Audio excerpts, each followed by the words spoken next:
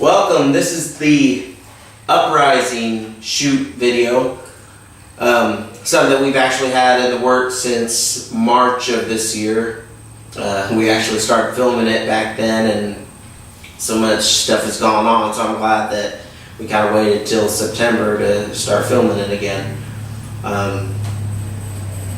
In this video you'll hear a lot of our personal stories, just our viewpoints, whether they're liked or not, that's fine. You know, not everyone's gonna like it, not everyone's gonna see eye to eye with it. We want to try to be respectful, because everyone that, even though if we have an issue with them, at some point we were cool with them, and we want to make sure we make that point perfectly clear. So it's not here to bury anybody or anything like that. It is to tell our side of the story, just like everyone else has their sides. So we want to begin pretty much from where it started. Hadley and I will be going back and forth telling our versions of everything. Obviously starting with the training. I'll go ahead and let him start on his, what he remembers about it, and then I'll go with mine. I just remember it was 9 months under, as much as I don't like to give him credit for it, Sean Cook and Billy Rock.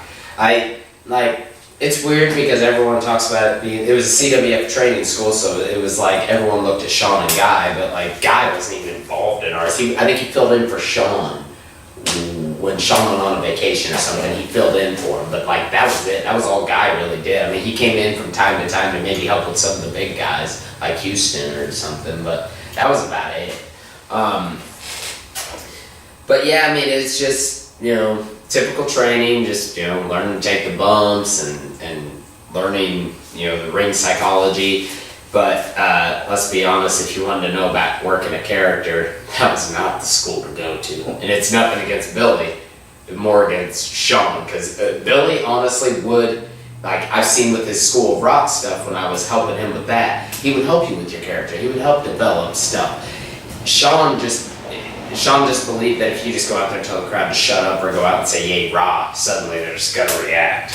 You know, character's nothing to him because, you know, he lives in the 80s, and apparently there were no characters in the 80s. But no, I mean, it was, you know, typical training, graduated, and then, you know, I went on to wrestle Sean Cook in my first match, which I'll get back to later, but you can go on with what you pretty much remember.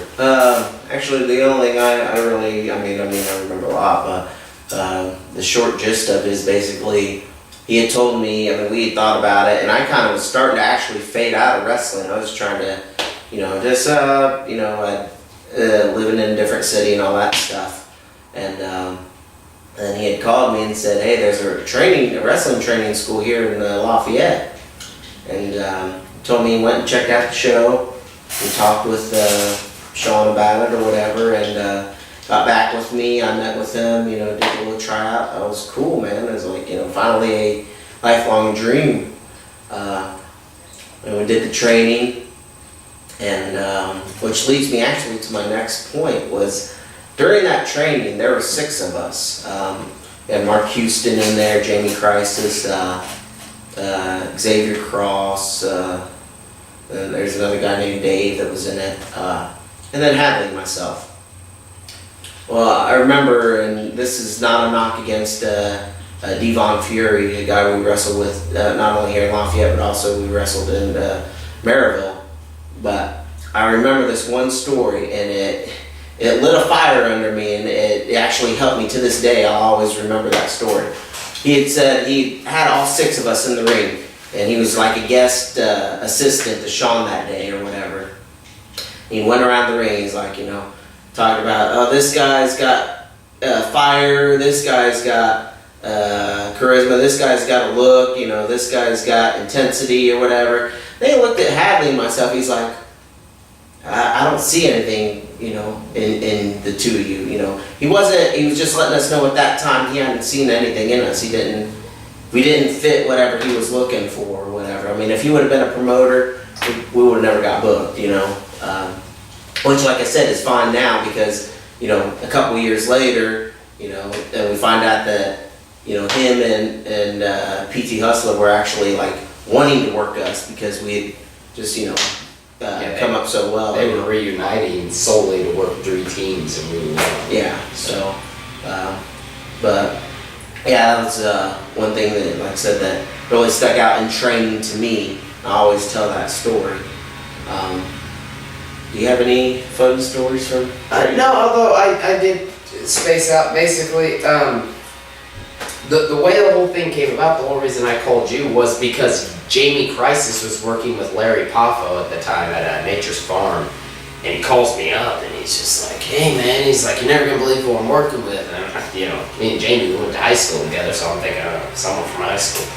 And he's like, "Oh, I work with a professional wrestler." And I'm like, "Whoa, really?" He's like, "Yeah," he said he trained around here. So we went to the CWF Thanksgiving show that year, and you and I had been to so many WCWO shows, and like, I remember the day of the show just being like, I should just call Jamie and cancel. I should just say, I'm not gonna go. I already know how this is gonna end up.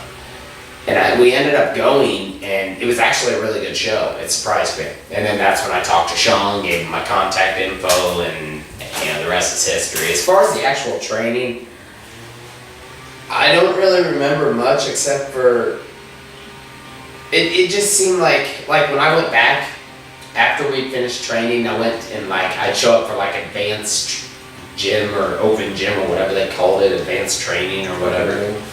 And I'd go back there and I'd show up a little early and they'd be working with some of their other guys. It seemed like with us, Sean just babied us.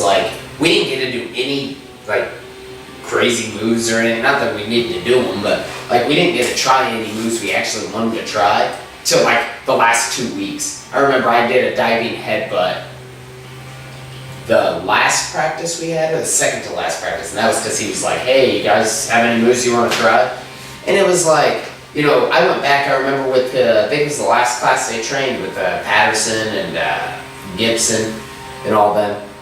I remember I went in there, they were maybe 4 months in, and I saw, Patterson doing a lion salt and Ranas and stuff with Nick, and I'm like, well, wow. It's whoa. Granted, maybe it worked out better that way, but still, I just felt like we kind of got, babied in it. But yeah, then we went on to our first match, which, funny little tidbit, I was supposed to wrestle Billy in my first match. But, and actually, it's kind of funny because I was working with Billy at the time at his shoot job, which at the time was my shoot job as well, but he had been there longer, I was a temp, so. But anyway, and Billy was saying he was going to talk to Sean because Sean was about to go heel. Billy had told me he was going to talk to Sean about Sean coming to the ring with me and basically adding something to our match because Sean was turning on him that Friday, and then that Sunday was our debut. And I remember Billy comes into work one day and I was like, "So did you ever talk to Sean?" He goes, "No, it's not going to happen." And what happened was Sean didn't want to turn heel because the crowds were getting bigger, and basically I don't think he wanted to give up that top babyface spot. With that many people in the crowd, I don't think he wanted to be that hated. Plus, I don't think he could. But I remember. So then I was supposed to wrestle Billy, and it was just gonna be a regular match.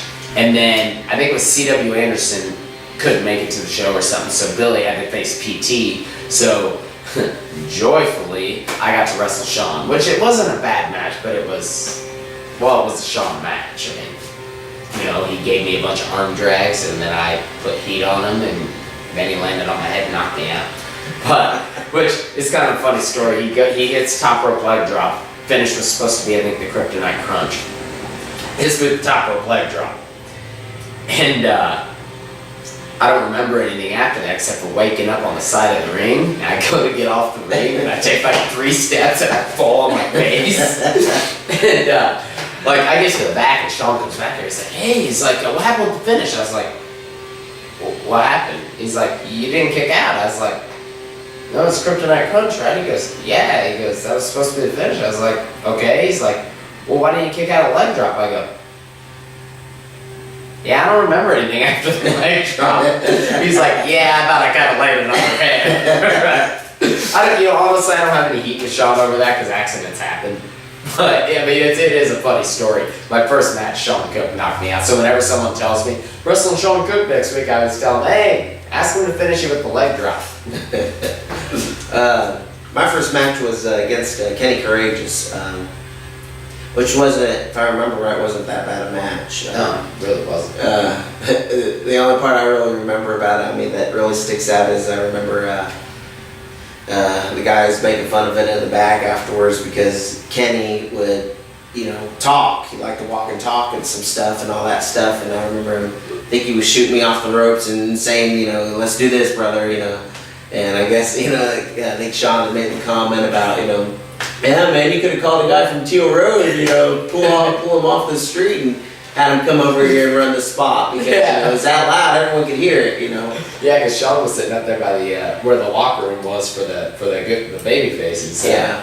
There at Reedley's, and that was a good 50 feet. Yeah. So yeah, it was a funny little thing. So yeah, that's how we got into the business. That's how we broke in. More stuff to come in chapter 2.